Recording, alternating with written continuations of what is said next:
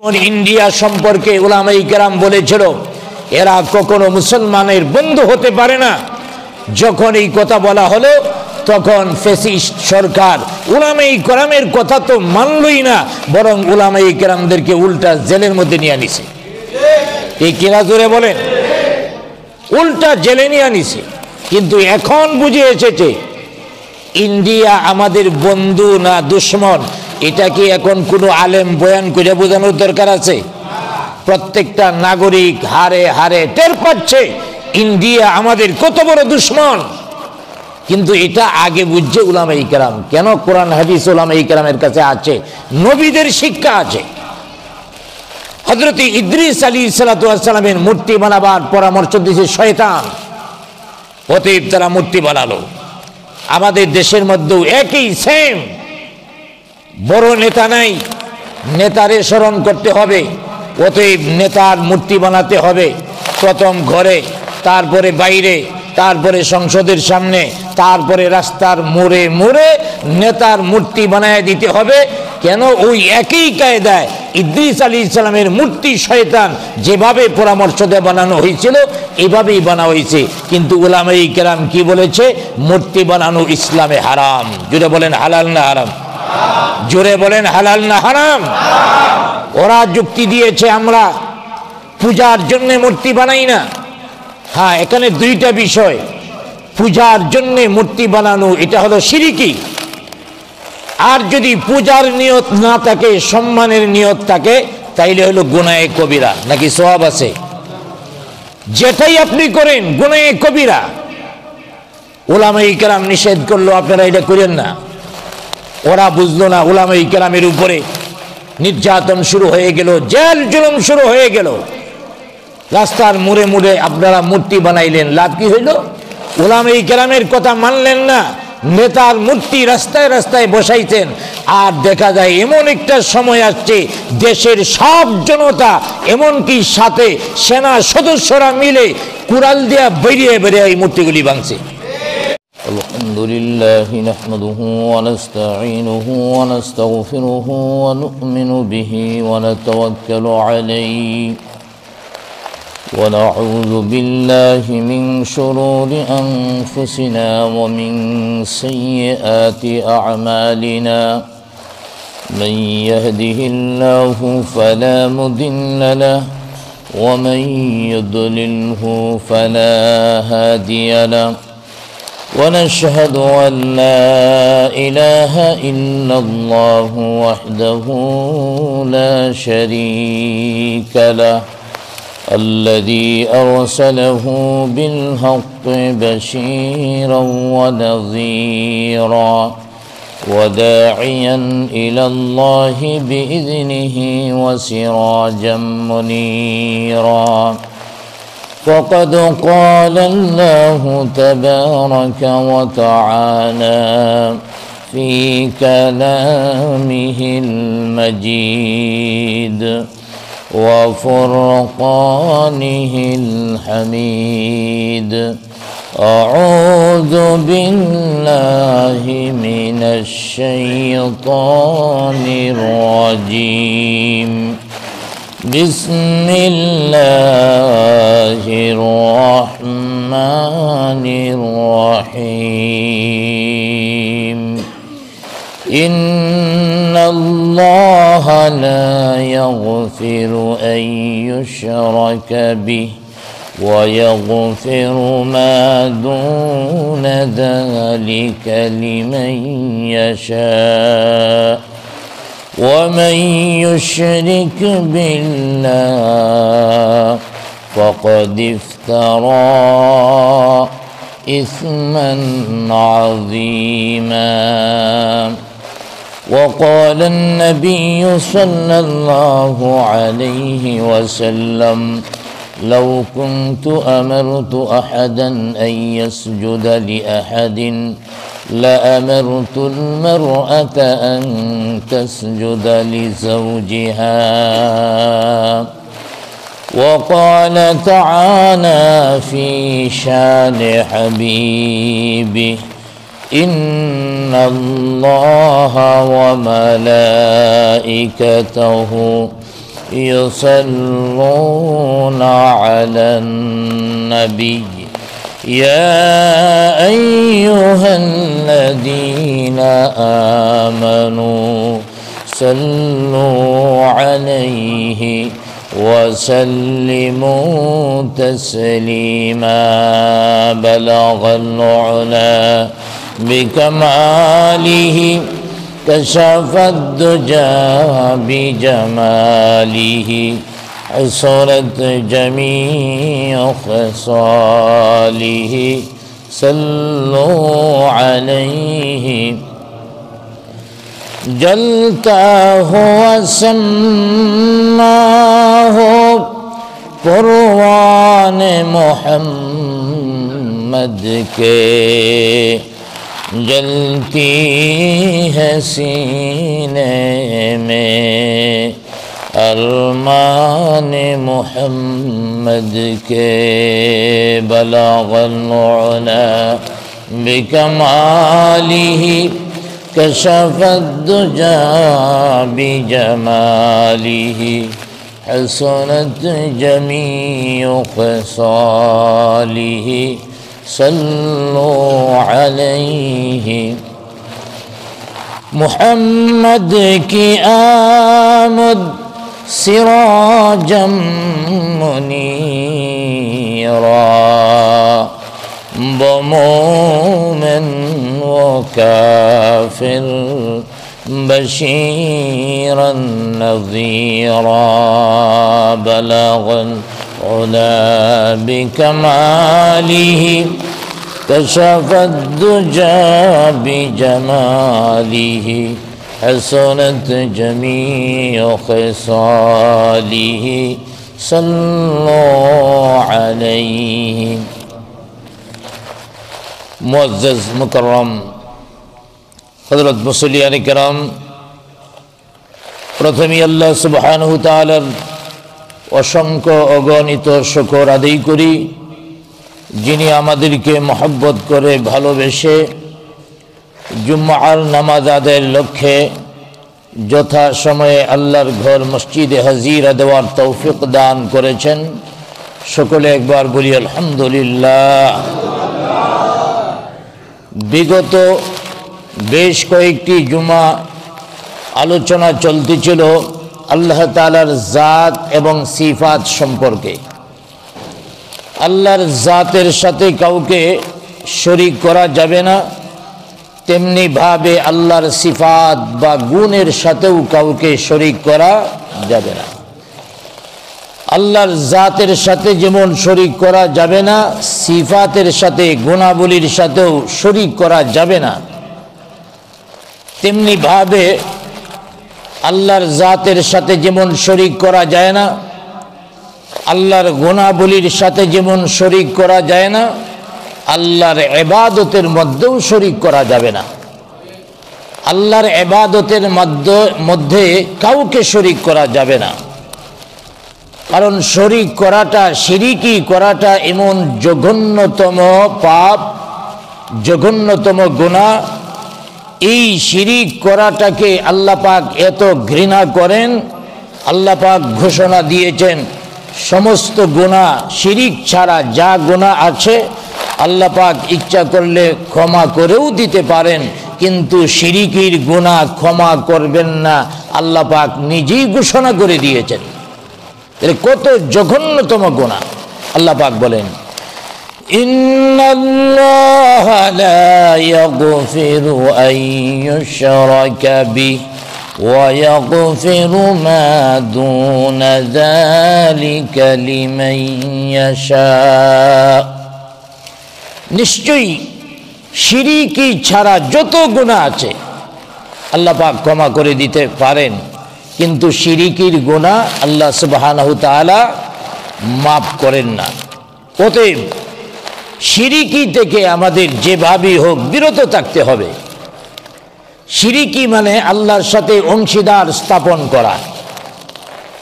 আল্লাহর সাথে অংশীদার স্থাপন করাটাকে আল্লাহ যেমন পছন্দ করেন না, দুনিয়ার মধ্যেও শিরিকি মানুষ পছন্দ করে না। আপনার একটা বাড়ি আছে, একজন লোক আপনার সাথে অনেক খারাপ আচরণ করছে, আপনি ক্ষমা করে দিবেন, কিন্তু ওই লোকটা যদি দাবি করে আপনার বাড়ি অর্ধেকটা আমি পাই, তাইলে কিন্তু আপনি এর সহজে ক্ষমা করবেন না।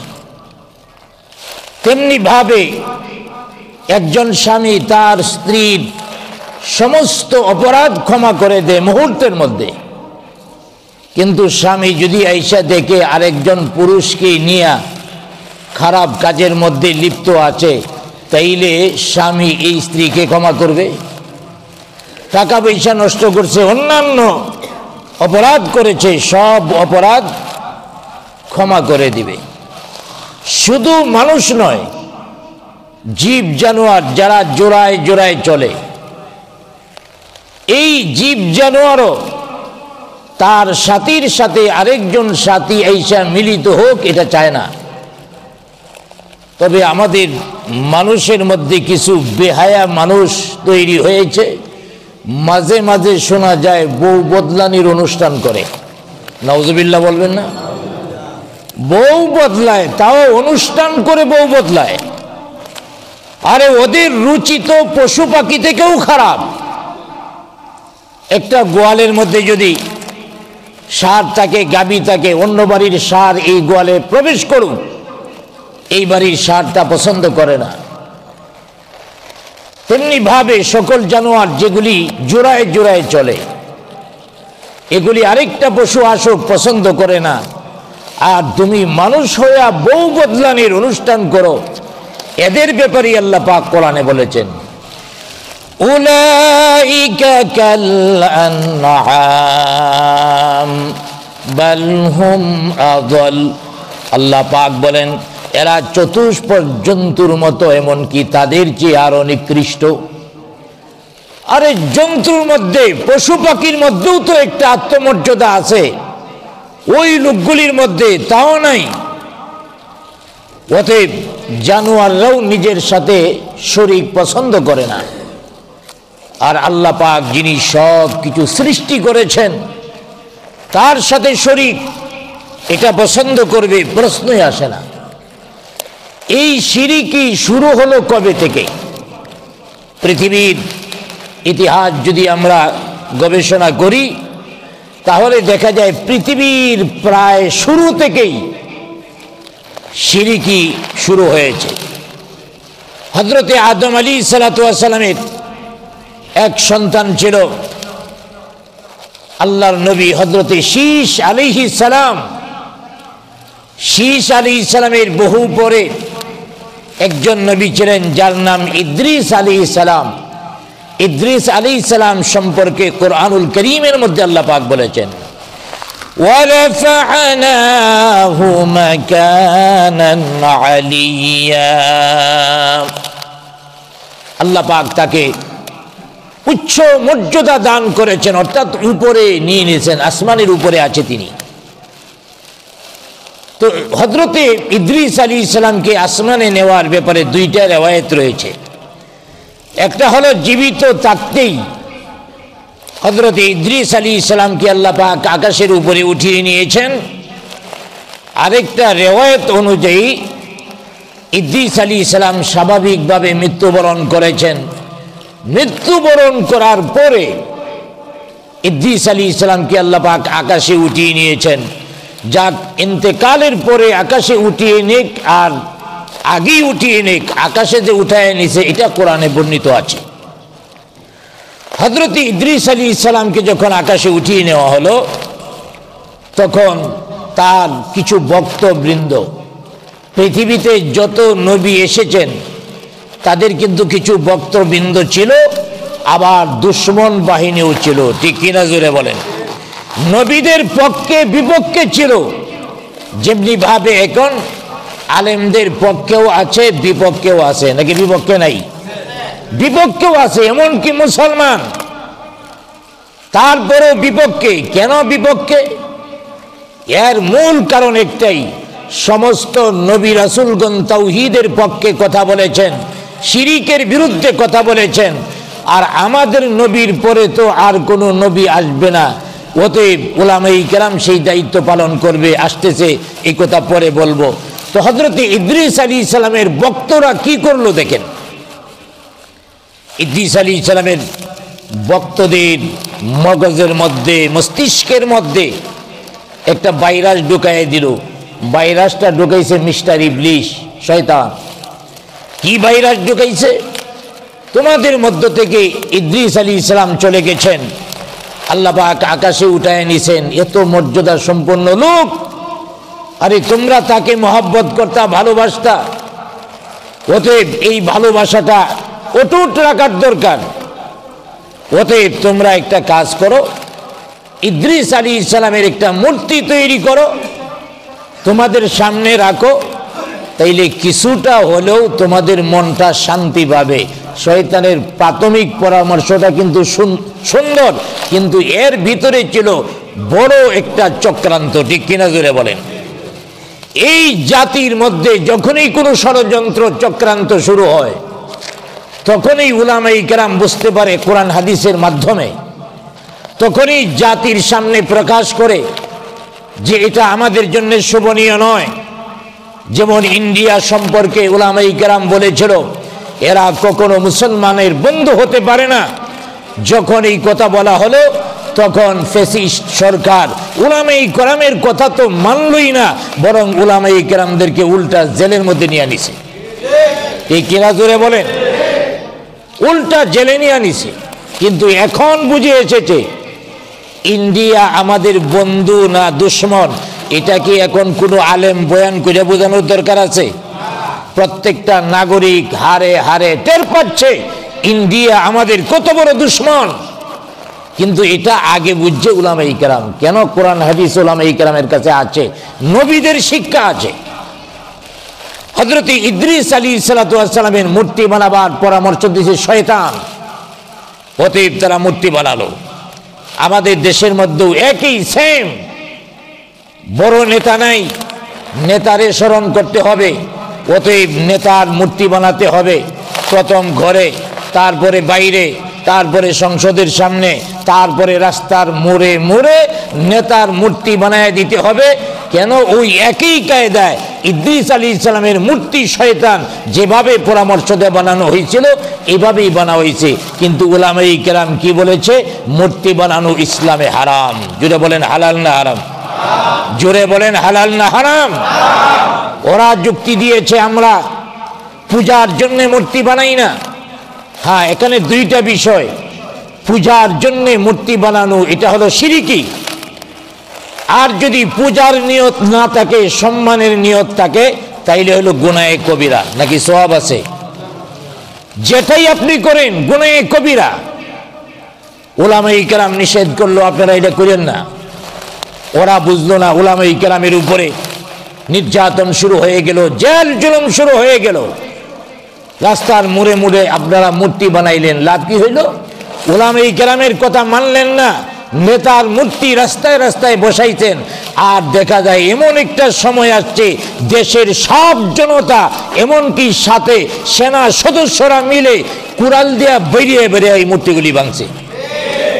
উলামায়ে কেরাম ভাঙছে? জোরে বলেন, আলেমরা ভাঙছে? আপনারাই তো ভাঙলেন। তাইলে আগে উলামায়ে কেরামের কথা মানলেন না কেন? নেতার সম্মান থাকতো, এখন কুড়াল দিয়ে পিড়াইয়া নেতার মূর্তি ভাঙছে, সম্মান বাড়ছে না কমছে? আমার ভাইয়েরা, শয়তান পরামর্শ দিল ইদ্রিস আলাইহিস সালামের মূর্তি বানাইয়া তোমরা তোমাদের সামনে রাখো, তাহলে কলিজাটা কিছু ঠান্ডা হবে। হযরত ইদ্রিস আলাইহিস সালামের মূর্তি বানানো হলো। লোকদের মধ্যে কিছুটা সান্ত্বনা আসলো। মূর্তিটাকে দেখতে হুবহু ইদ্রিস আলাইহিস সালামের কথা মনে হয়। অতএব সাধারণ পাবলিকেরা ইদ্রিস আলাইহিস সালামের মূর্তিটা দেখে সামান্য তৃপ্তি পাইল। কিছুদিন যাওয়ার পরে চিন্তা করল এই মূর্তিটা তো সাধারণ মূর্তি নয়, আল্লাহর নবী ইদ্রিস আলাইহিস সালামের মূর্তি, অতএব তাকে সম্মান দেওয়া দরকার। মানুষেরা তাকে সম্মান দেওয়া শুরু করলো, শ্রদ্ধা জানাতে শুরু করলো। যেমন বাংলাদেশের মধ্যে মূর্তির সামনে দাঁড়ায়া শ্রদ্ধা করে, এমন ছিল কি ছিল না? মূর্তির সামনে দাঁড়ায়া শ্রদ্ধা করে। ঠিক ইদ্রিস আলাইহিস সালামের মূর্তির সামনে দাঁড়ায়া তারা শ্রদ্ধা শুরু করলো। একদিনে হয় নাই, শত শত বছর গেছে। আমাদের তো মাত্র 16 বছর, আরো কিছুদিন গেলে 100 বছর গেলে বুঝতে পারতেন পূজা হয় কি হয় না। হযরত ইদ্রিস আলাইহিস সালামের মূর্তি শত শত বছর পর্যন্ত কাবার সামনে এটা রাখা হলো। প্রথমত মানুষরা দিকা কলিজা ঠান্ডা করছে। শত বছর যাওয়ার পরে তার প্রতি শ্রদ্ধা জানানো শুরু করলো। আরো শত বছর যাওয়ার পরে সিজদা শুরু করে দিল, পূজা শুরু করে দিল। শয়তান জানালো আল্লাহর পয়গম্বর তাকে সিজদা করলে তোমাদের সওয়াব হবে। জুড়ে বলি নাউজুবিল্লাহ। এই শহীদ মিনারগুলো একই অবস্থা হবে। এখন তো শ্রদ্ধা, 100 বছর গেলে মানুষ শ্রদ্ধা ভুলে যাবে, সিজদা করা শুরু করবে। উলামায়ে কেরাম বলে বুঝে আসে না, বুঝে আসে একটু দেরিতে বুঝে আসে। তখন বুঝে আসলেও সহজে মেরামত হয় না, অনেক রক্তের প্রয়োজন হয়। ঠিক কিনা জুড়ে বলেন? যেমন আমরা রক্ত দিয়ে দেশকে ঠিক করেছি। আবার ভাইরা এইভাবে হযরত ইদ্রিস আলাইহিস সালাতু ওয়াস সালামের পূজা শুরু হয়ে গেল। এই প্রথম মূর্তি পূজা। আমার ভাইরা, হাজী সাহেবরা যখন হজ করার জন্য যায়, সাফা এবং মারওয়া দুইটা পাহাড়ের মাঝখানে দৌড়াতে হয়, আসা যাওয়া, সেটাকে বলা হয় সাই। 7 বার সাই করতে হয়। এই যে আমরা সাই করি, আল্লাহর হাবিব সাল্লাল্লাহু আলাইহি ওয়াসাল্লাম যখন নবুয়াত পেয়েছেন, নবীজির প্রথম যুগেও সাফা নামক পাহাড়ের উপরে একটা মূর্তি এবং মারওয়া নামক পাহাড়ের উপরে একটা মূর্তি ছিল। 2 পাহাড়ের উপরে 2টা মূর্তি নবীজির প্রাথমিক যুগে। আমার ভাইয়েরা, এই মূর্তি আইলো কই থেকে? এই মূর্তির একটার নাম হলো ইসাফ, সেটা হলো পুরুষ, আর মেয়েটার নাম ছিল নায়লা। ইতিহাসের মধ্যে আসছে, হাদিসের মধ্যেও আসছে, ইসাফ এবং নায়লা 2 জন কাবা প্রাঙ্গণে থেকে আল্লাহর ইবাদত করত, আল্লাহর গোলামি করত, আল্লাহর ইবাদত করতে করতে সময় কাটায় দিত। ইসাফ এবং নায়লা 2 জন আল্লাহর ইবাদত করতে করতে দীর্ঘ সময় কাটায় দিল। অতএব তারা ছিল আল্লাহর আবেদ, আল্লাহর খাঁটি বান্দা। কিন্তু শয়তানের ক্রমন্তনায় পড়ে কাবার প্রাঙ্গণে 2 জন জেনা ব্যভিচারের মধ্যে লিপ্ত হয়ে গেল। আল্লাহর হাবিব হাদিসের মধ্যে বলেছেন, যখন কেউ জিনার মধ্যে, ব্যভিচারের মধ্যে লিপ্ত হয়, তখন তার ঈমান থাকে না। 2 জন ব্যভিচার করলো কাবার প্রাঙ্গণে। একটু সামান্য চিন্তা করেন, কাবার প্রাঙ্গণে জেনা ব্যভিচারে লিপ্ত হলো, ফলাফল কি হলো? আল্লাহ পাক 2টারে পাথর বানায় দিয়েছেন। পাথর বানানোর পরে লোকজন সকাল বেলায় যায় দেখে, আরে এটা তো ইসাফের মূর্তি, এটা তো নায়লার মূর্তি। জেনা ব্যভিচারের কারণে এই অবস্থা হয়েছে। অতএব এদের প্রতি মানুষের, সাধারণ মানুষের একটা ঘৃণা জন্মিল। এই ঘৃণা জন্ম নেওয়াটা স্বাভাবিক বিষয়। অতএব সবাই চিন্তা করলো, এই মূর্তিগুলিরে এখানে রাখা ঠিক হবে না। এবার শয়তান ভালো করে ক্রমন্তনা দিল, হ্যাঁ, আল্লাহর ঘরের ভিতরে এমন জঘন্য পাপ, এই মূর্তিগুলিরে কাবার বাহিরে না, একেবারে দূরে ফেলাই দেওয়া দরকার। দেখেন শয়তান ক্রমন্তনা কেমনে দেয়।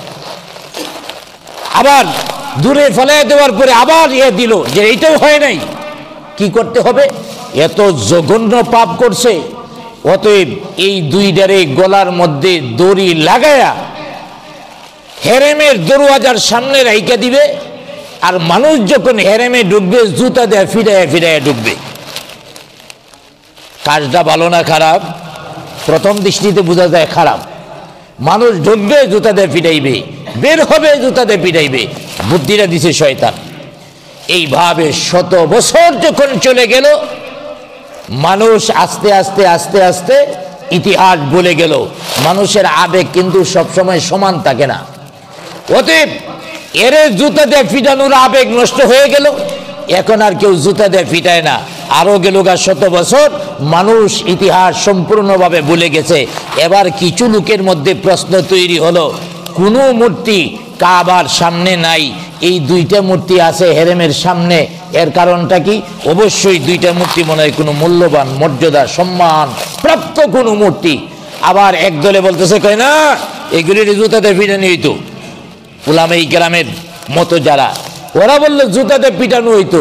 এবার অধিকাংশ মিলে কয় কি বলেন আপনারা, জুতাতে যদি পিটানো হইতো তাইলে এখন পিটানো হয় না কেন?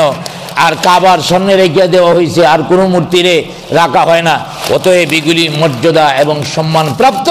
এইভাবে মানুষেরা এই নায়লা এবং যে ইসাব, এই দুইটার পূজা শুরু করে দিল। জুড়ে বলি নাউজুবিল্লাহ। পূজা শুরু করছে আমার ভাইয়েরা, করাইছে কেডা? জুড়ে বলেন, করাইছে কেডা? শয়তান এইভাবে করায়। আর নবীগণ যুগে যুগে আইসা শয়তানি শিক্ষার বিপরীত শিক্ষা দিয়েছেন।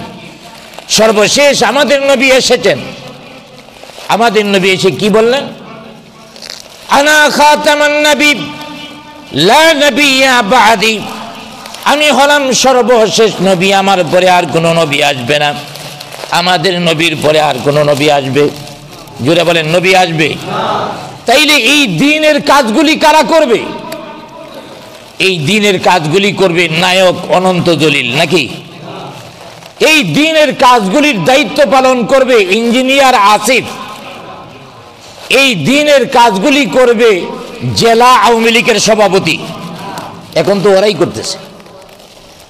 আল্লাহর হাবিব বলে গেছেন আরো 1450 বছর আগে, আল্লাহর হাবিব বলেছেন আমি শেষ নবী, আমার পরে নবী আসবে না। অতএব এই দ্বীনের দায়িত্ব কারা পালন করবে? দাওয়াতের দায়িত্ব কারা পালন করবে? কোরআনের দায়িত্ব কারা পালন করবে? এই জন্য আল্লাহর হাবিব বলে গিয়েছেন আল উলামা ওয়ারাসাতুল আম্বিয়া লা দিনারা ওয়ালা দিরহামা। আল্লাহর হাবিব বলেন উলামায়ে কেরাম হলেন সমস্ত নবীদের ওয়ারেস। শুধু শেষ নবীর ওয়ারেস এমন নয়, পৃথিবীতে যত নবী এসেছেন সব নবীদের উত্তরাধিকারী, সব নবীদের ওয়ারেস হলো উলামায়ে কেরাম। জুড়ে বলি সুবহানাল্লাহ।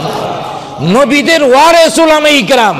এই ওয়ারিসটা টাকা পয়সার ওয়ারিস নয়, লা দিনারা ওয়ালা দিরহামা, টাকা পয়সার ওয়ারিস নয়, ওয়ারিসটা হলো ইলমের ওয়ারিস। অতএব এই দ্বীনের দায়িত্ব পালন করবে উলামায়ে কেরাম। যার কারণে সব বাতিল উলামায়ে কেরামদের বিরুদ্ধে। যত বাতিল পৃথিবীতে আছে উলামায়ে কেরামের পক্ষে না বিপক্ষে? কারণটা হলো নবীদের কাজগুলি তো উলামায়ে কেরাম করবেন। আল্লাহর নবী বলে গেছেন, আমাদের নবী বলে গেছেন উলামায়ে কেরাম হলো নবীদের ওয়ারিস। শুধু শেষ নবীর ওয়ারিস নয়, গোটা পৃথিবীতে যত নবী রাসূল এসেছেন সমস্ত নবীদের ওয়ারিস। অতএব উলামায়ে কেরামদেরকে যারা ওয়ারিস হিসাবে মেনে পরামর্শ নিয়ে কাজ করে তারাই হকপন্থী, আর যারা উলামায়ে কেরামদের বিরোধিতা করবে তারা বাতিল। এতে কোনো সন্দেহ আছে? যার কারণে সব বাতিল উলামায়ে কেরামদের বিরুদ্ধে। বাতিলদের কায়দা কি? যেভাবেই হোক উলামায়ে কেরামের জবান বন্ধ করে দিতে হবে। আমার ভাইয়েরা, বিগত ফ্যাসিস্ট সরকারের আমলে উলামায়ে কেরামের জবান কিভাবে বন্ধ করতে চেয়েছিল? আপনারা যদি ভালোভাবে জানতে চান তাহলে মসজিদ কমিটিগুলি যে আছে, সারা বাংলাদেশের মসজিদ কমিটির কথা বলতেছি, মসজিদ কমিটিগুলির কাছে যে জিজ্ঞাসা করবেন তাদের উপরে কতটুকু প্রেসার থাকতো যে খতিব সাহেবরে এই কথা বলতে দিবেন না, এই কথা বলতে দিবেন না, ওই কথা বলতে দিবেন না।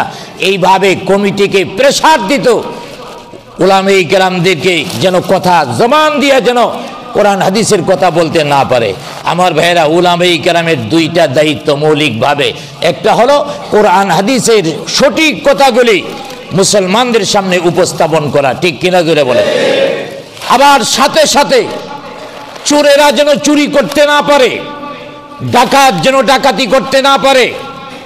এই জন্যে উলামায়ে কেরাম সতর্ক করে দেওয়া মানুষদেরকে যে বাতিলরা আইসা আপনাদের ঈমানের ঘরে চুরি করবে, আপনাদের ঈমানটাকে ডাকাতি করে নিয়ে যাবে, ঈমান নষ্ট করে ফেলবে। এই বাতিলদেরকে চিহ্নিত করে দেওয়া উলামায়ে কেরামের দায়িত্ব, যার কারণে মসজিদ কমিটিগুলির উপরেও প্রেসার ছিল এবং আলেম উলামাদের উপরে তো প্রেসার কি পরিমাণ ছিল এটা আপনাদের সবারই জানা আছে। এই জন্য কি উলামায়ে কেরাম থাইমে গেছেন? জোরে বলেন, থাইমে গেছেন? এই ধারাবাহিকতা এখনো থামে নাই।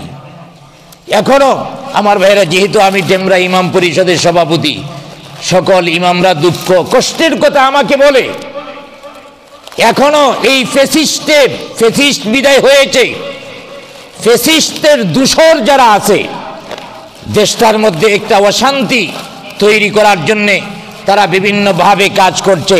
প্রথমত আমার ভাইয়েরা বিভিন্নভাবে আনসার লীগ দাঁড় করাইছে, রিক্সা লীগ দাঁড় করাইছে, তারপরে এইভাবে একটার পরে গার্মেন্টস লীগ দাঁড় করাইছে, আর এখন নতুন করে আমাদের বাংলাদেশের মধ্যে সাদ লীগ দাঁড় করাইছে। আমার ভাইয়েরা, এরা হলো ইসলামী পোশাকে মোড়ক দেওয়া। আগে তো ইসলামী পোশাক ছিল না, চিনতে পারতাম সঠিকভাবে, এখন চিনা যায় না, দাড়ি আছে, টুপি আছে। তবে এখন যারা আছে এই ফেসিস্টের দূষর আর ফেসিস্ট, তাদের মধ্যে কোনো ব্যবধান নাই। কারণ ফেসিস্টটা শেষ রাতে শাপলা চত্বরে আক্রমণ করে অসংখ্য মুসলমানদেরকে শহীদ করেছিল। এটা হলো ফেসিস্টের চরিত্র, গুম করা, খুন করা, শাপলা চত্বরে শেষ রাতে আক্রমণ করছে। ঠিক একই কায়দায় বর্তমান যে লীগ তৈরি হয়েছে, একই কায়দায় ইজতেমার মাঠে শেষ রাতে যখন মুসল্লিরা ঘুমের মধ্যে ছিল, ঘুমের মধ্যে আক্রমণ করে 4 জনকে শহীদ করা হয়েছে। আমার ভাইয়েরা, তাবলীগের কাজ কি? আমরা জানতাম তাবলীগ হলো সবচেয়ে বড় সম্প্রীতির একটা জায়গা।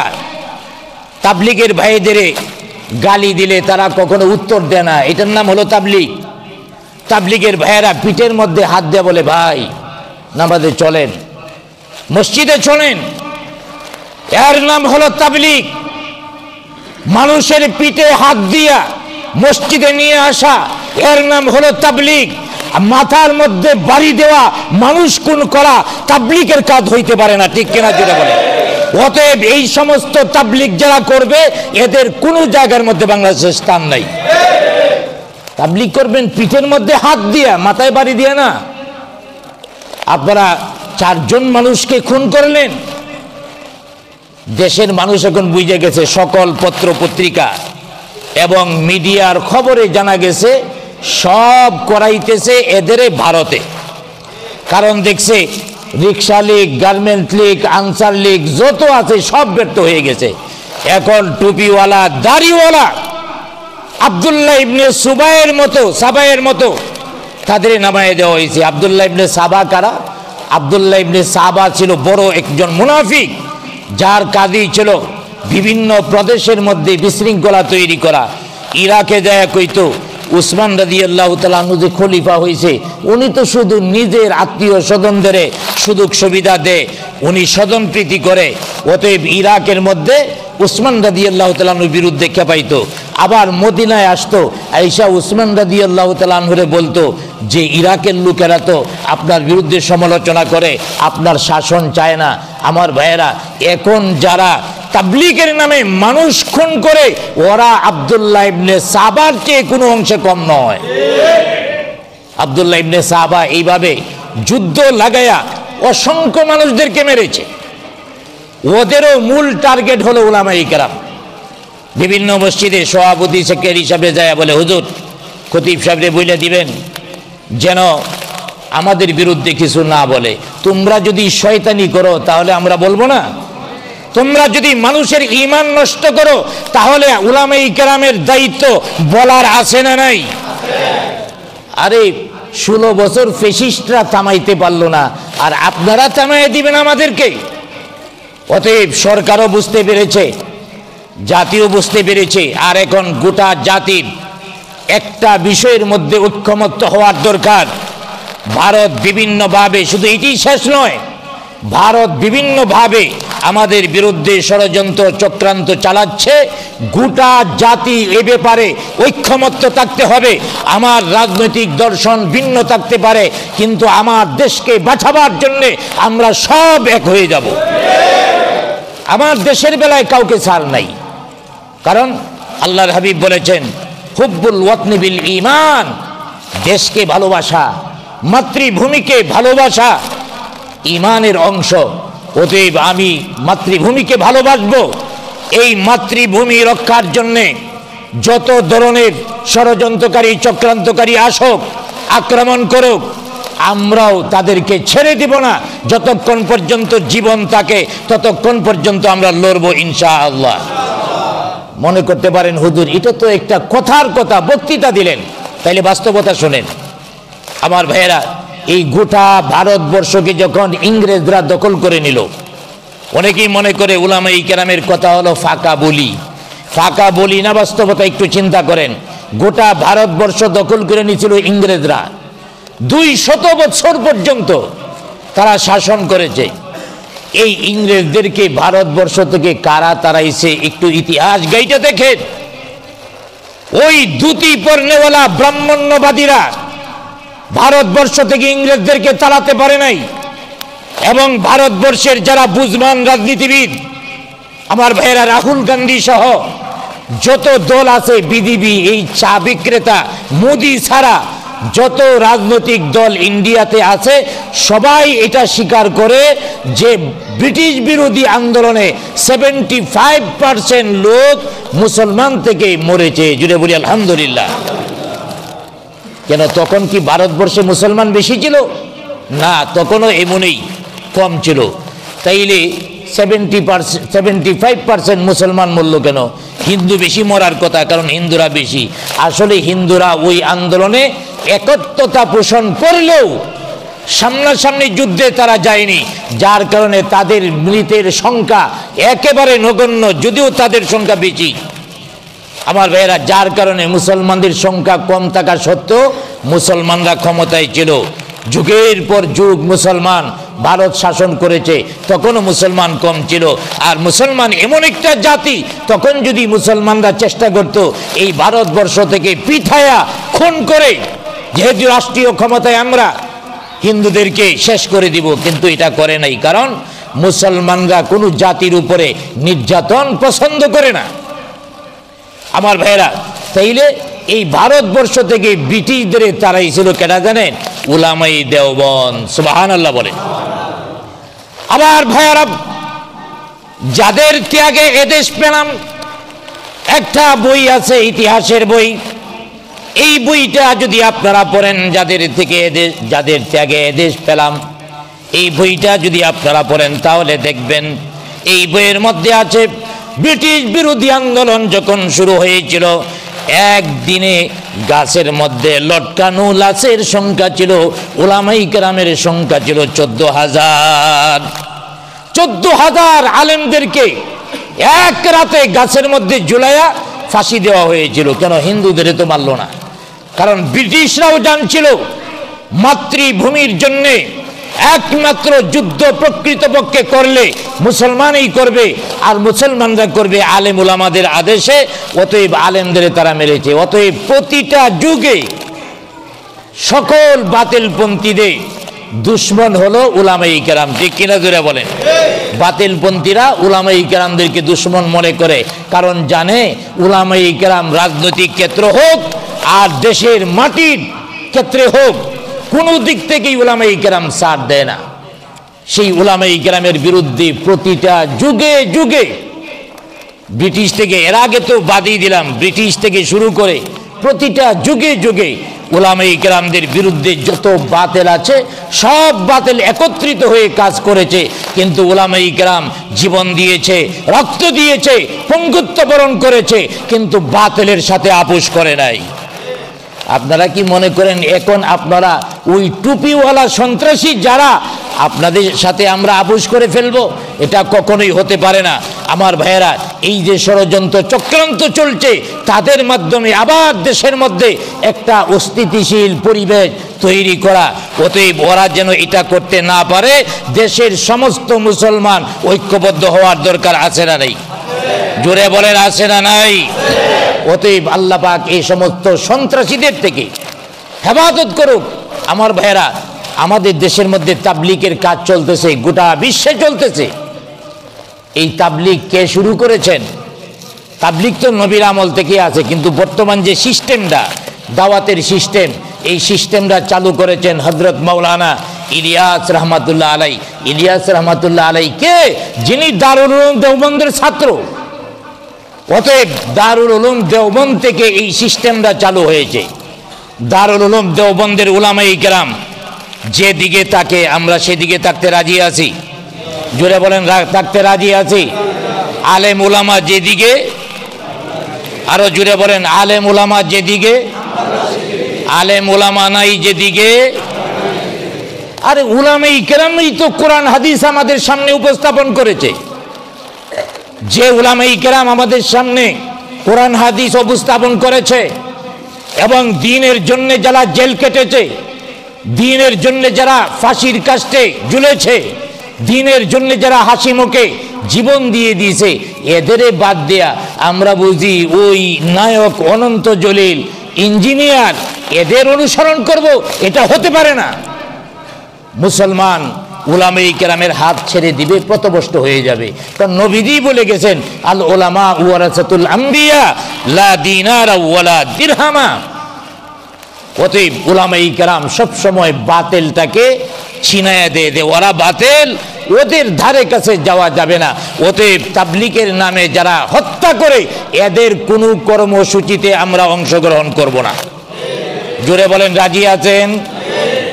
অংশগ্রহণ করব না। সাথে সাথে দেশে যদি কোনো অস্থিতিশীল পরিবেশ তৈরি করতে চায়, আমরা 5 আগস্ট যেমন দলমত নির্বিশেষে সবাই হাতে লাঠি নিয়েছিলাম, আবারও লাঠি নিয়ে দেশের বিরুদ্ধে যারাই কাজ করবে তাদেরকে প্রতিহত করবো ইনশাআল্লাহ।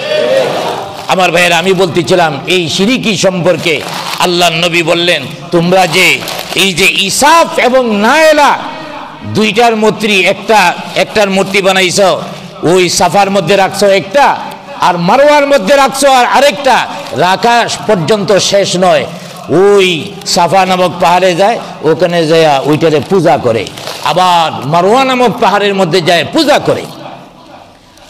আল্লাহর হাবিব বললেন, হ্যাঁ জাতির লোকেরা, এই ইসাফ এবং নাবিল এদের পূজা করা যাবে না, এগুলি মানুষের মূর্তি, এখান থেকে ফেলে দিতে হবে। আল্লাহর হাবিব অর্ডার দিলেন, সাফা মারওয়া থেকে ইসাফ এবং নায়েলের মূর্তি সরাইয়া দাও। মূর্তি সরাইয়া দেওয়া হলো। এই মূর্তি সম্পর্কে আল্লাহর হাবিব বলেছেন, আসাদুন নাসি আযাবান ইনদাল্লাহি মুসাউবিরুন। আল্লাহর হাবিব সাল্লাল্লাহু আলাইহি ওয়াসাল্লাম থেকে বুখারী শরীফ এবং মুসলিম শরীফের মধ্যে আসছে, যারা মূর্তি বানায় কঠিন শাস্তি আল্লাহ পাক তাদের দিবেন। যারা মূর্তি বানাবে কঠিন শাস্তি দিবেন। অতএব নেতার মূর্তিও যদি হয়, তবু অনেকেই নেতার মূর্তি বানায় গলার মধ্যে আবার ফুলের মালা ঝোলায়। কোনো নেতার, আমরা এক নেতার বিরুদ্ধে নয়, বরং কোনো নেতার মূর্তি বানানো যাবে না। আল্লাহর হাবিব বলেন, লা তাদখুলুল মালাইকাতু বাইতান ফীহি তামাসিলু আও তাসাফিরু। আল্লাহর হাবিব সাল্লাল্লাহু আলাইহি ওয়াসাল্লাম বলেন, যে ঘরের মধ্যে মূর্তি অথবা মানুষের ছবি থাকে, এই ঘরের মধ্যে রহমতের ফেরেশতা প্রবেশ করে না। আবার ভাইরা, আল্লাহ পাক এই মূর্তি বানানোটাকে, মূর্তি পূজাটাকে অযৌক্তিক বলে আল্লাহ পাক কোরআনুল কারীমের মধ্যে ঘোষণা করেছেন, ইন্নাল্লাযীনা তাদউনা মিন দুনিল্লাহ ইবাদুন আমসালুকুম। তোমরা যাদের আহ্বান করো, যাদেরকে তোমরা ডাকো, তারা তো তোমাদের মতোই বান্দা। মানুষের মূর্তি বানায় তার পূজা করো, ওরা তো তোমাদের মতোই মানুষ ছিল। ওরাও তো আল্লাহর ইবাদত করত, তাহলে তোমরা তাদের ইবাদত করো কেন? ওরা যাদের ইবাদত করত তাদের ইবাদতের মধ্যে লেগে যাও। যখন তাদের এই কথা বলা হলো, ওরা যুক্তি দিল, আমরা তো তাদের ইবাদত করি, তাদেরকে উপাস্য মনে করি না, বরং তাদের মাধ্যমে যেন আল্লাহর নৈকট্য অর্জন করতে পারি, এই জন্য আমরা মূর্তির ইবাদত করি। আল্লাহ পাক এর প্রতি উত্তরে দিয়ে দিয়েছেন, মা না'বুদুহুম ইল্লা লিয়ুকাররিবুনা ইলাল্লাহি যুলফা। আল্লাহ পাক বলেছেন, আল্লাহর নৈকট্য অর্জন করার জন্য কোনো মাধ্যম লাগে না, কোনো কিছু লাগে না। এই আয়াতের তাফসীরের মধ্যে তিনটা বিষয় এসেছে যে, এক নাম্বার হলো আল্লাহকে পাওয়ার জন্য কোনো সুপারিশকারী লাগে না, কোনো উকিল লাগে না, আল্লাহর দরবারে যাওয়ার জন্য কোনো দারোয়ান লাগে না, বরং বান্দা যে যেখানেই থাকুক আল্লাহকে আল্লাহ বলে ডাক মারলে আল্লাহ পাক তার জবাব দেয়। সুবহানাল্লাহ বলেন। এক নাম্বার, আল্লাহর সান্নিধ্য অর্জন করার জন্য, নৈকট্য অর্জন করার জন্য কোনো মাধ্যম লাগে না। আর দ্বিতীয় নাম্বার, আল্লাহর কাছে কথা বলার জন্য কোনো দুভাষীর প্রয়োজন পড়ে না। এমন না আমি এক ভাষায় কথা বলি, এই ভাষাটা আল্লাহ পাক বুঝেন না। পৃথিবীর সমস্ত ভাষা দিয়েছেন কে? আরো জোরে বলেন কে? এমনকি পশু পাখি যে ভাষায় কথা বলে, সব ভাষাগুলি আল্লাহ রাব্বুল আলামিন দান করেছেন। অতএব আল্লাহকে পাওয়ার জন্য কোনো দুভাষীর প্রয়োজন পড়ে না। আর তৃতীয় নাম্বার হলো, মূর্তির পূজা কেন করব? যে মূর্তির পূজা মানুষেরা করে, এই মূর্তিও তো যার মূর্তি বানানো হয়েছে ওই লোকটাও তো আল্লাহর ইবাদত করত। অনেক সময় সম্মানী লোকের মূর্তি বানায়া তার পূজা করা হয়, আরে সেও তো আল্লাহর পূজা করত। ওই ব্যক্তি আল্লাহর পূজা করে, আল্লাহর ইবাদত করে, আল্লাহর নৈকট্য অর্জন করেছে। আপনি আমিও যদি আল্লাহর নৈকট্য অর্জন করতে চাই, তাহলে আল্লাহর ইবাদতের কোনো বিকল্প নাই। জুড়ে বলেন ঠিক কিনা? যারা মূর্তিগুলির পূজা করে এ সম্পর্কে আল্লাহ পাক বলে দিয়েছেন, আরে এসব মূর্তি পৃথিবীতে, এই মূর্তিগুলির কোন নামে কোনো মানুষ ছিল কি না এটাও তো সন্দেহ আছে।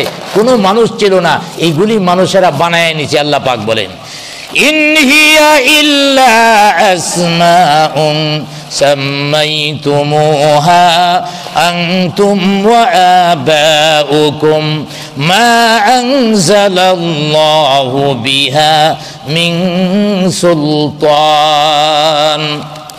আল্লাহ পাক বলেন, ইন হিয়া ইল্লা আসমাউন সাম্মাইতুমুহা, এইগুলি তো কেবল কিছু নাম যা তোমরা বলো। আনতুম ওয়া আবাউকুম, যেগুলির নাম তোমরা এবং কোনগুলির নাম তোমাদের বাপদাদারা দিছে, এইগুলি শুধু কিছু নাম। কৃষ্ণ এই সেই, এই নামে কোনো মানুষ ছিল না পৃথিবীতে। অতএব ওরা যে নামগুলি নিয়ে মূর্তি বানায়া পূজা করে, এই নামে কোনো মানুষই ছিল না। কথাটা আমার না, কথাটা কার? আল্লাহ পাক বলছেন, ইন হিয়া ইল্লা আসমাউন, এই নামে কোনো মানুষ ছিল না, এটা তোমাদের দেওয়া নাম। কিছু তোমাদের বাপদাদা দিছে, কিছু তোমরা দিছো। মা আনজালাল্লাহু বিহা মিন সুলতান, এ ব্যাপারে তোমাদের কাছে কোনো প্রমাণ নাই, কোনো দলিল নাই। আল্লাহ পাক আরো বলছেন, তোমরা কেন মূর্তিগুলির সামনে পূজা করো? আরাআইতুম মা তাদউনা মিন দুনিল্লাহ আরুনি মাযা খালাকু মিনাল আরদ আম লাহুম শিরকুন ফিস সামাওয়াত। আল্লাহ পাক বলেন, আরাআইতুম, তোমরা কি লক্ষ্য করো না? মা তাদউনা মিন দুনিল্লাহি, আল্লাহ ছাড়া যেগুলির ইবাদত তোমরা করো, আল্লাহ ছাড়া যে মূর্তিগুলির পূজা তোমরা করো। আরুনি মাযা খালাকু মিনাল আরদ, আল্লাহ পাক বলছেন তোমরা দেখাও আমি আল্লাহ ছাড়া পৃথিবীর মধ্যে কোন জিনিসটা তারা সৃষ্টি করেছে। এই মূর্তিগুলি পৃথিবীর মধ্যে কি তৈরি করেছে, কি সৃষ্টি করেছে?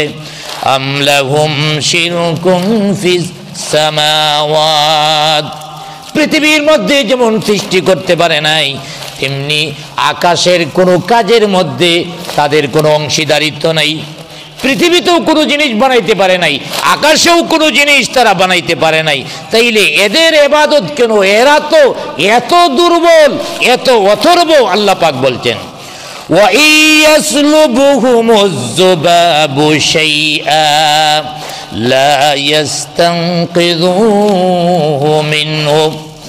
আল্লাহ পাক বলেন এই মূর্তিগুলির সামনে তোমরা যদি খাবার দাও, এই খাবারগুলি যদি মাছি নিয়ে যায়, মাছি খুব একটা দুর্বল প্রাণী, মূর্তির সামনে থেকে যদি খাবার মাছি নিয়ে যায়, এই মাছিটাকেও মূর্তি তাড়াতে পারে না। কথাটা কার? কথাগুলি আল্লাহ পাক আরো বলেন ওয়াতারাহুম ইয়ানজুরুনা ইলাইকা ওয়া হুম লা ইউবসিরুন। আমার ভাইয়েরা, মূর্তিদের সামনে থেকে মাছি খাবার নিয়ে গেলে বাধা দিতে পারে। শুধু তাই নয়, এই মূর্তিগুলিকে তোমরা দেখো না, এই মূর্তিগুলি মনে হয় তোমাদের দিকে তাকায়া আছে, অথচ এই মূর্তিগুলি তোমাদের কিছুই দেখে না। মূর্তির দিকে তাকালে মনে হয় আমাদের দিকে তাকায়া আছে, আসলে তারা কিছুই দেখে না। অতএব আমার ভাইয়েরা, আল্লাহ পাক নিজে এই বিষয়গুলি পরিষ্কার করে দিয়েছেন। আমরা কারো সাথে শরীক করব না। জুড়ে বলেন, কারো সাথে শরীক করব না। এবং সাথে সাথে দেশ বিরোধী যাই হোক, দলমত নির্বিশেষে আমরা সবাই ঐক্যবদ্ধ হয়ে যাব। দেশের বিরুদ্ধে কঠিন ষড়যন্ত্র চলছে, অনেকগুলি ষড়যন্ত্র ব্যর্থ করে দিয়েছে এদেশের জনগণ। সব রাজনৈতিক দল এবং অরাজনৈতিক সেবামূলক সংগঠন, সাধারণ মানুষ মিলে সবগুলি ষড়যন্ত্র চক্রান্ত যেমনিভাবে ব্যর্থ করে দিয়েছেন। সামনে ইসলামের মোড়কে ওই টুপি আর পাঞ্জাবি নিয়ে আন্দোলন করে দেশে অস্থিতিশীল অবস্থা তৈরি করবেন, ইনশাআল্লাহ আমরা দেব না। আমরা তৈরি আছি। আল্লাহ পাক আমাদের দেশ এবং জাতিকে সমস্ত ষড়যন্ত্র চক্রান্ত থেকে মুক্ত রেখে শিরিক মুক্ত জীবন গড়ার তৌফিক দান করুন। সকলে বলি আমিন।